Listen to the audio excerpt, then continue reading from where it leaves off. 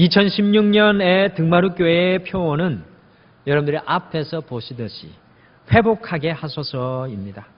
우리 주보의 앞부분에 보면 회복하게 하소서가 있고요. 그 회복하게 하소서 옆에 2016년에 우리 표 성경 말씀이 거기에 있습니다. 시편 51편 12절의 말씀이 거기 있습니다. 어떤 분들께서는 이 등마루의 2016년의 표를 보시면서 회복보다는 신앙의 전진이나 성장이 우리 등마루에 더욱 필요하고 중요한 것이 아닌가 생각하시는 분들이 계실 수도 있을 것 같습니다. 회복의 방향은 뒤쪽이고 전진이나 성장은 앞쪽으로 나아감을 의미하는 것이 일반적인 생각이지요. 방향으로 따지자면 전진이나 성장은 미래지향적이고 회복은 과거지향적인 것이 분명합니다. 그러나 우리가 회복하기를 원하는 것은, 우리 등마루가 이번 2016년에 회복하기를 원하는 것은 우리의 본질, 에센스가 새로워지기를 소원하는 것입니다. 우리의 죄로 인해서, 우리의 연약함으로 인하여서 하나님과 단절된 관계, 가족 간의 단절된 관계, 성도 간의 단절된 관계를 회복하기를 원하는 것입니다. 회복은 첫 단추를 잘 끼우는 것과 같은 일입니다. 첫 단추를 잘못 끼우고 아무리 전진하고 성장한들 계속 어긋날 수밖에 없습니다. 우리가 회복하기를 소원하는 것은 우리의 개인과 가정과 교회를 위해서 첫 단추를 잘 끼워보려는 소원입니다. 회복과 전진과 성장은 사실 별개의 것이 아닙니다. 진정한 회복은 전진과 성장의 시작이 되는 것입니다. 회복하는 곳에 전진과 성장이 따라오게 되어 있다는 것입니다. 그러므로 2016년에 우리 등마루 교회의 표어는 개인이, 가정이, 교회가 회복되는 것입니다. 한번 다 같이 따라해 보실까요? 회복하게 하소서. 한 번 더 고백하겠습니다. 회복하게 하소서. 아멘. 사랑하는 성도 여러분, 새날과 새시대는 캘린더가 바뀌거나 연도의 단위가 새로워진다고 해서 바뀌는 것이 아닙니다. 새날은 그냥 시간이 지나간다고 해서 우리에게 그냥 자연적으로 주어지는 것이 아닙니다. 진정한 새날과 새시대는 우리의 심령 속에서, 우리의 마음 속에서 일어나는 것입니다. 우리가 그리스도로 말미암아서 심령이 새롭게 회복될 때 진정한 새날과 새시대가 우리에게 열릴 것이고, 우리의 가정 속에 열릴 것이고, 우리 등마루 교회에 열려지게 될 줄 믿습니다. 그러므로 우리의 심령 속에서 일어나는 회복을 우리는 간절히 소원하는 것입니다. 회복은 우리의 신앙과 우리의 삶, 그리고 우리의 모든 일들이 도약하게 하는 능력이 될 것입니다. 그래서 이번 한 해 동안은 특별히 우리 성도님들과 함께 회복에 대해서 집중적으로 말씀을 나누고 기도하며 한 마음으로 우리가 회복하며 소원하고 나아가겠습니다. 오늘 저희가 읽은 마가복음 9장 24절에 말씀해 보시면, 사단에 붙잡혀서 불과 물 앞을 가리지 않고 간질을 하는 아이를 둔 아버지의 필사적인 고백이 우리의 눈길을 끌고 있습니다. 그 고백은 바로 나의 믿음 없는 것을 도와주소서입니다. 믿음을 회복하고자 하는 한 심령의 간절한 음성과 소원이 우리에게 오늘 말씀을 통해서 들려지고 있습니다. 2016년 이 첫 번째 주일에 회복에 대해서 이야기할 텐데요. 오늘은 특별히 믿음의 회복에 대해서 우리 성도님들과 함께 묵상하시도록 하겠습니다. 오늘은 믿음의 회복에 대해서 우리가 함께 나누기를 원합니다. 예루살렘에 가시면 유명한 통곡의 벽이 있습니다. 저희 교회에도 다녀오신 분들이 많이 계실 것 같습니다.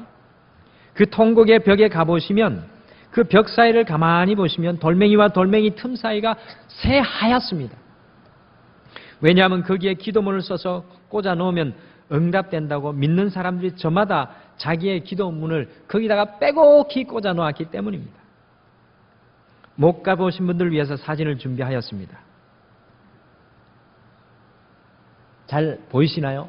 하얀 마치 그 눈처럼 이렇게 중간에 그 갈라진 틈 사이에 들어가 있는 게 다 기도문이 적힌 종이들입니다. 성지 순례를 가서 기도하는 마음으로 지금까지 존재해 있는 통곡의 벽에 기도문을 꽂고 그 앞에서 기도하는 것까지는 아름다운 신앙의 모습인 것 같습니다. 저도 가면 통곡의 벽 앞에서 기도문을 꽂고 주님 앞에 기도하고 싶습니다. 그런데 우리를 놀라게 하는 것은 이스라엘의 최신부가 통곡의 벽 옆에다가 팩시밀리를 설치해 놓고 전 세계에 그 번호를 선전한 것입니다. 왜 그곳에 팩스가 설치되어 있는 것일까요? 그것은 전 세계 사람들이 그 통곡의 벽에 자신들의 기도 제목을 보내면서 이스라엘 정부가 수수료를 받고 이 기도 제목을 대신 통곡의 벽에다가 꽂아주겠다는 것입니다.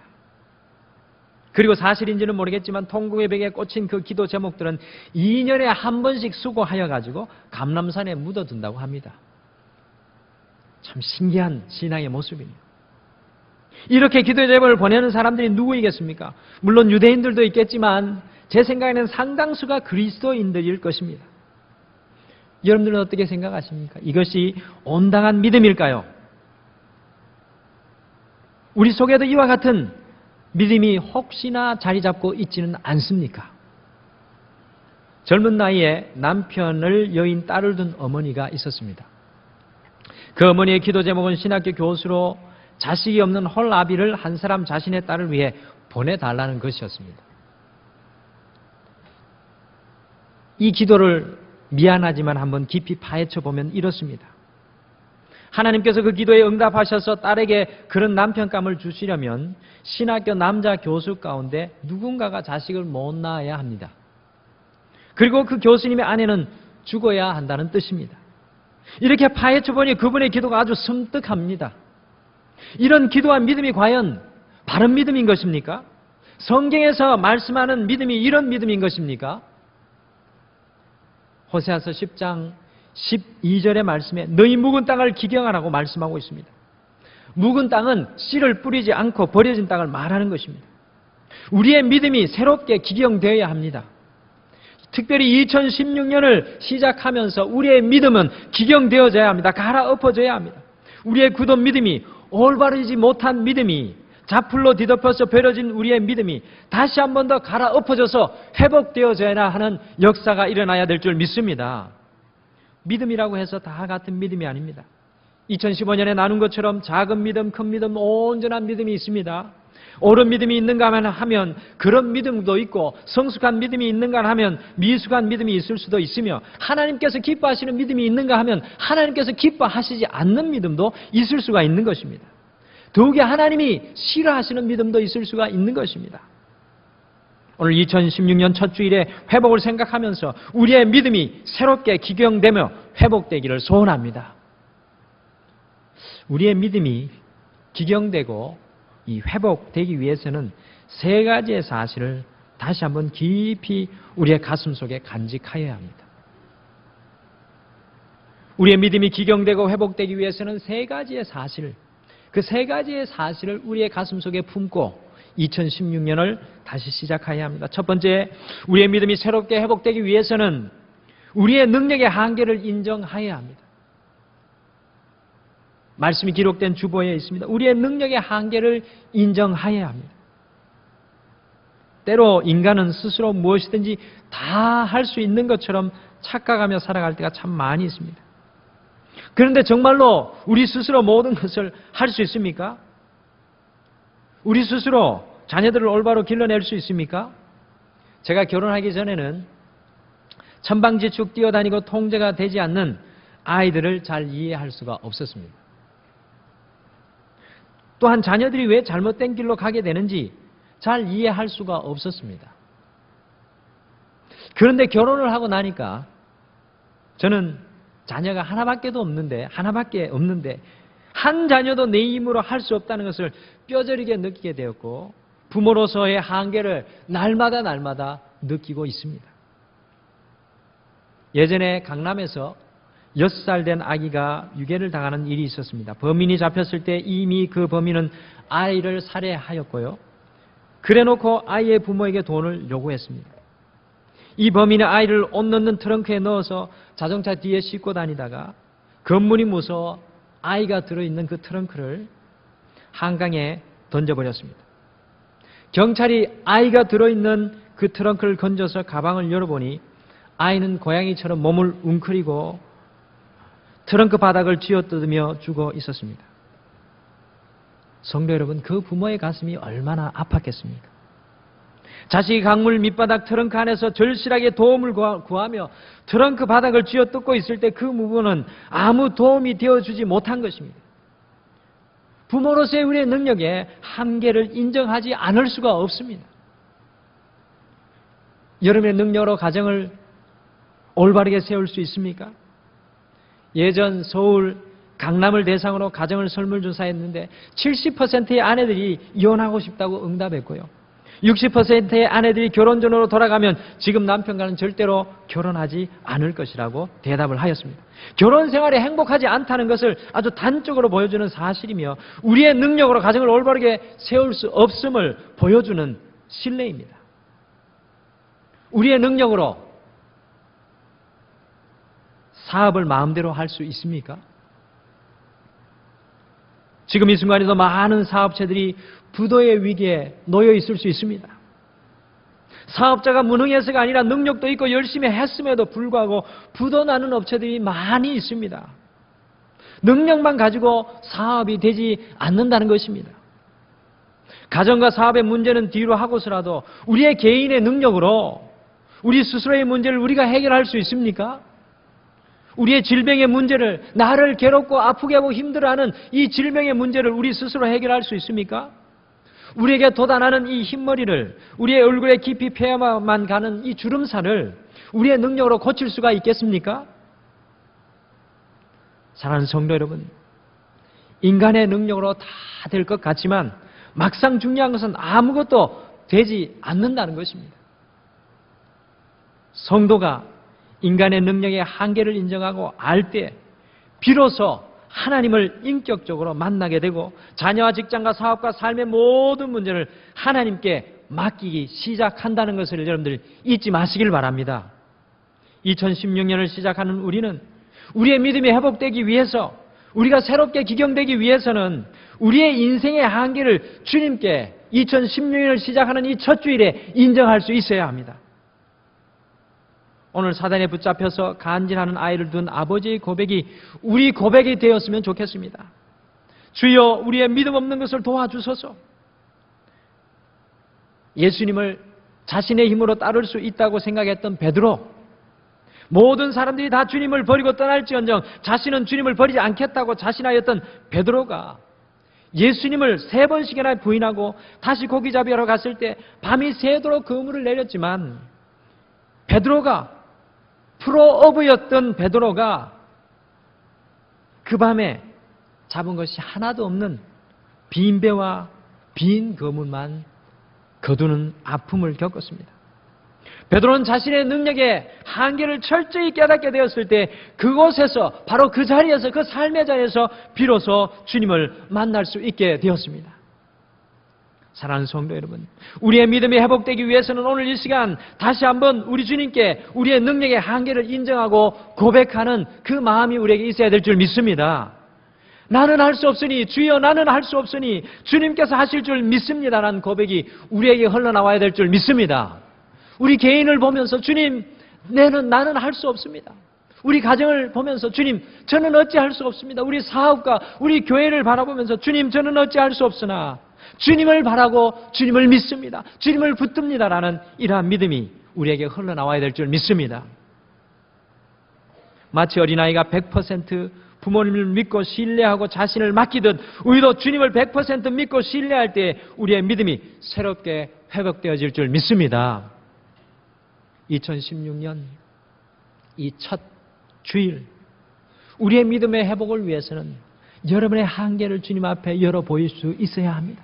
여러분이 다 하실 수 있는 것처럼 생각하지 마시길 바랍니다. 주님 앞에 여러분의 연약함을 깨뜨리시고 그것을 가지고 나오셔야 합니다. 두 번째, 우리의 믿음이 새롭게 회복되기 위해서는 우리의 생명의 한계를 인정해야 합니다.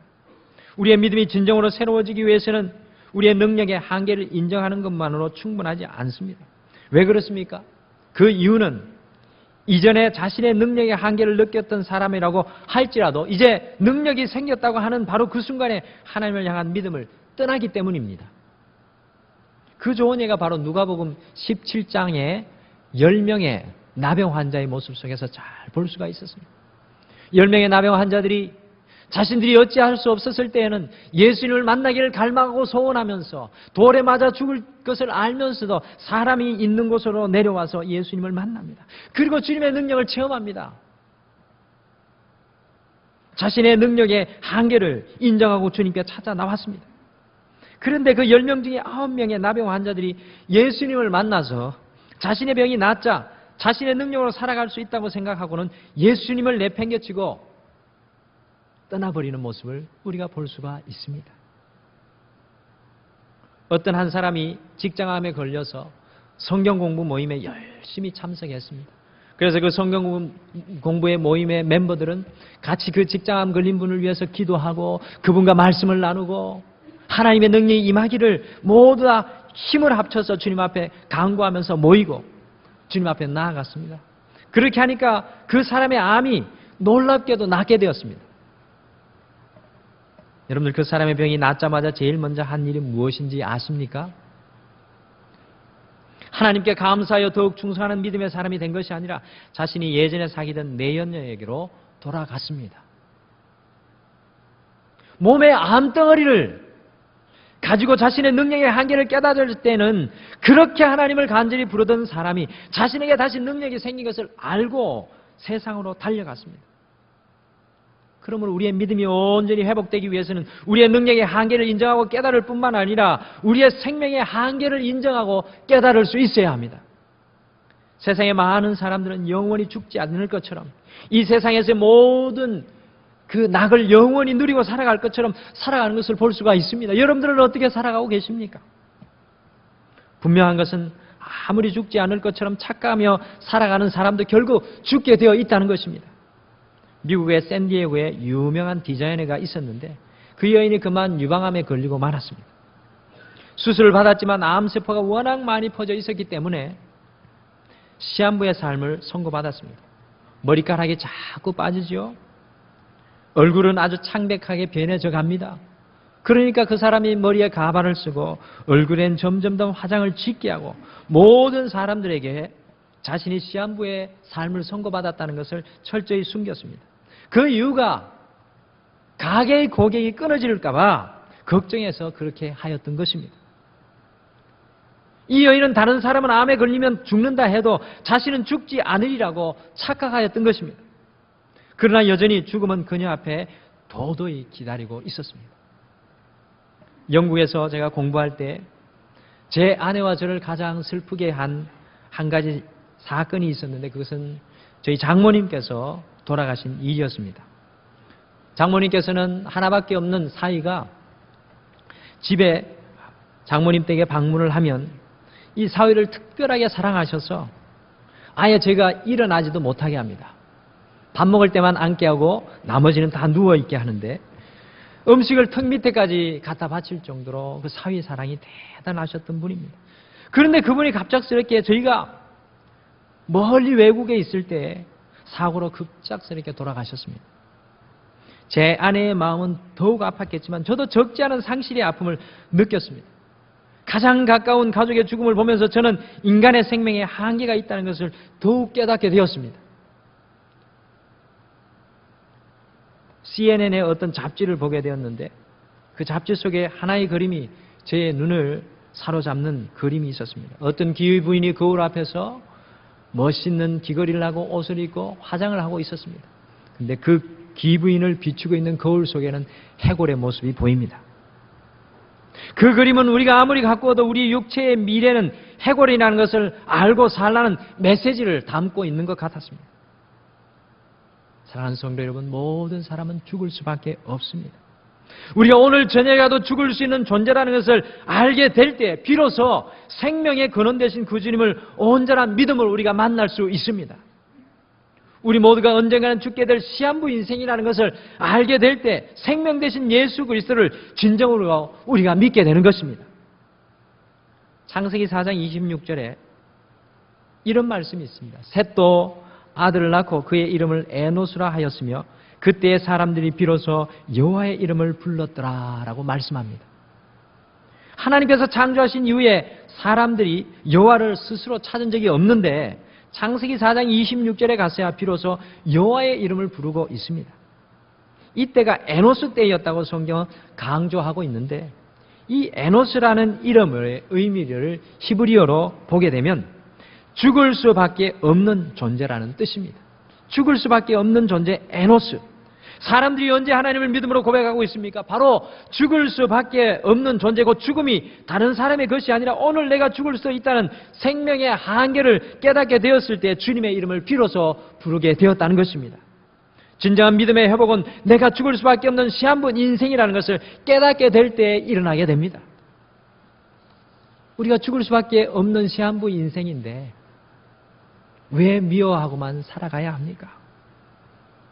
우리가 죽을 수밖에 없는 시한부 인생인데 왜 내가 움켜쥐려고만 합니까? 믿음의 회복은 우리가 주님 앞에 우리의 생명의 한계가 있다는 것을 깨닫는 것입니다. 세 번째, 우리의 믿음이 새롭게 회복되기 위해서는 우리의 의로움의 한계를 인정해야 합니다. 우리는 때때로 스스로의 의로움에 빠질 때가 있습니다. 모든 사람 앞에 의로운 것으로 드러냅니다. 그러나 인간은 결코 스스로 완전한 의에 도달할 수가 없습니다. 사회학자이며 신학자인 토니 캄폴로는 모든 인간은 죽을 때 자기가 못다 이룬 업적을 후회하면서 죽지 않는다. 다만 바르게 살지 못한 것을 후회하면서 죽는다라고 하였습니다. 동의할 수밖에 없는 말씀입니다. 말입니다. 목회자로 사람들의 임종을 지켜볼 때 죽음을 앞에 둔 사람이 그때 돈을 좀 더 벌었어야 했는데 조금 더 노력해서 더 높은 직책에 올라갔어야 했는데 라고 후회하는 사람을 한 사람도 본 적이 없습니다. 다만 사랑해야 할 사람을 사랑하지 못한 것, 해야 할 일을 하지 않은 것, 하지 말아야 할 일을 한 것을 모두 후회하고 괴로워하면서 목사인 저에게 고백합니다. 그리고 목사를 통해서 우리 주님께서 용서해 주실 것이라는 그 선포를 듣기를 소원합니다. 이것은 인간은 본능적으로 죽음 앞에 섰을 때 심판이 있다는 것을 깨닫게 되는 것이고 자기 스스로 결코 완전한 의인이 될 수 없다는 것을 아주 잘 보여주는 것입니다. 날마다 우리가 스스로의 힘으로 의로울 수 없는 죄인이라는 것을 깨닫고 우리가 예수 그리스도 안에 있을 때만이 온전해 줄 수 있다는 것을 고백할 때 우리의 믿음이 새로워지고 회복될 수 있는 줄 믿습니다. 사랑하는 성도 여러분, 예수 그리스도 밖에 있으면 어두움입니다. 그러나 우리가 예수 그리스도 안에서 모든 것, 세상의 모든 것을 바라볼 때 예수 그리스도 안에 있을 때는 모든 것이 빛으로 보여지게 되어 있습니다. 우리가 가진 의로는 하나님 앞에서 죽을 수밖에 없는 존재라는 것을 우리가 철저히 깨닫고 마음속으로 주님의 회복과 구원을 갈망할 때 진정으로 우리가 주님을 만나는 은혜의 삶을 살 수 있습니다. 등말 후에 2016년의 표성구인 시편 51편 12절 주의 구원의 즐거움을 내게 회복시켜 주시고 자원하는 심령을 주사 나를 붙드소서. 우리 시편 51편 12절 주보 맨 앞에 있는 거 우리 같이 한번 읽어보실까요? 시편 51편 12절 같이 한번 읽어보시겠습니다. 주보 맨 앞에 회복되게 하소서 옆에 같이 읽겠습니다. 시작. 주의 구원의 즐거움을 내게 회복시켜 주시고 자원하는 심령을 주사 나를 붙드소서. 아멘. 여러분들이 주의 구원의 즐거움을 내게 회복시켜 주시고 자원하는 심령을 주사 나를 붙드소서라는 말씀은 이 다윗의 고백으로 내 안에 어떤 의로움도 내 안에 어떤 것도 자랑할 것이 없다는 다윗의 고백입니다. 오로지 다윗은 주의 구원의 즐거움이 회복되도록 기도하고 있습니다. 우리의 믿음이 새롭게 회복되기 위해서는 우리의 의로움의 한계를 날마다 인정하며 주님의 의로움을 덧입기를 소원해야 할 줄 믿습니다. 우리의 의를 자랑하는 것이 아니라 주님의 의와 주님의 완전하심을 자랑할 수 있어야 합니다. 사랑하는 성도 여러분, 왜 예수님께서는 머리에 가시관을 쓰고 피를 흘리셨습니까? 그것은 우리가 머리로 지은 죄를 속죄해 주시기 위해서입니다. 왜 예수님은 손에 못이 박히고 피를 흘리셨습니까? 그것은 우리가 손으로 지은 죄를 용서해 주시기 위함이었습니다. 왜 예수님의 발에 못이 박히고 피를 흘리셨습니까? 그것은 우리가 가서는 안 될 곳을 걸어다닌 우리의 발에 지은 죄를 용서해 주시기 위함입니다. 왜 그분의 옆구리에 창이 찔리고 물과 피를 마지막 한 방울까지 다 쏟아내셨습니까? 그것은 썩어 문드러질 우리의 육체로 지은 죄를 용서해 주시기 위함입니다. 진정한 믿음의 회복은 우리의 의로움의 한계를 인정하고 주님의 의로움과 씻어주심을 바로 의지하는 것입니다. 2016년을 시작하는 이 첫 주에 우리의 믿음이 온전하게 회복될 것을 소원합니다.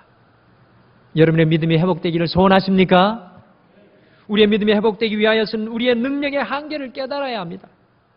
우리의 믿음이 회복되기 위하여서는 우리의 생명의 한계를 주님 앞에 인정해야 합니다. 우리의 믿음이 회복되기 위하여서는 우리의 의로움의 한계를 인정해야 합니다. 우리가 우리의 능력, 생명, 의로움의 한계를 주님 앞에 고백할 때 비로소 우리는 주님을 믿음으로 온전하게 바라볼 수 있게 되는 것입니다. 이러한 고백이 없이는 우리의 믿음이 온전히 새로워질 수 없습니다.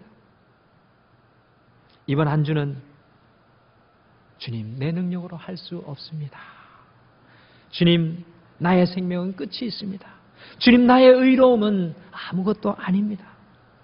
이러한 고백이 충만함으로 주님을 바라보는 우리의 믿음, 주님을 따라가는 우리의 충성과 헌신, 우리의 삶이 주님 앞에 온전히 새롭게 회복되기를 간절히 축원합니다. 우리 다 같이 기도하시겠습니다.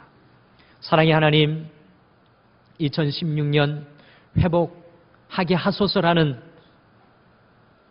소원을 우리 등마룻교회에 허락하여 주심을 감사합니다. 2016년에는 주님이 주시는 회복을 통하여서 우리의 신앙의 본질과 삶의 본질이 주님 앞에 새로워지게 도와주시옵소서. 무엇보다도 오늘 믿음의 회복을 우리가 소원합니다. 주님, 우리의 믿음이 회복되기 위해서는 우리의 능력의 한계를 주님 앞에 내어놓고 고백해야 될 줄 믿습니다. 이번 한 주 주님의 능력이 아니면 안 됩니다라는 믿음의 고백이 우리에게 흘러나오게 도와주시옵소서. 주님, 너무나도 많은 순간에 이 땅에서 영원히 살 것처럼 움켜잡고만 살아가는 우리의 모습을 발견합니다. 주님 앞에 시한부된 인생인 것을 우리가 깨닫고 알을 통하여서 우리의 발걸음과 우리의 삶이 이 세상에서 가장 의미 있고 값진 것들을 시작할 수 있도록 저희들의 삶을 축복하여 주시옵소서. 하나님, 우리의 의로움으로 살았습니다. 그러나 우리의 의로움은 아무것도 아님을 고백합니다. 주님이 가시관 쓰시고 주님의 손에 못이 박히고 주님의 옆구리에 창이 찔리고 주님의 발에 못이 박힌 것은 우리의 의로움이 아니라 주님의 의로움으로 살게 하시려는 주님의 소원과 주님의 마음인 것을 깨닫고, 주님, 이번 한 주도 주님의 그 의로움 안에 들어가서 살 수 있는 주님의 의로움만 자랑하는 우리 사랑하는 성도님들에게 축복하여 주시옵소서. 이번 한 주 믿음의 회복이 우리에게 일어날 줄 믿습니다. 감사드리며 예수님의 이름으로 기도드립니다. 아멘.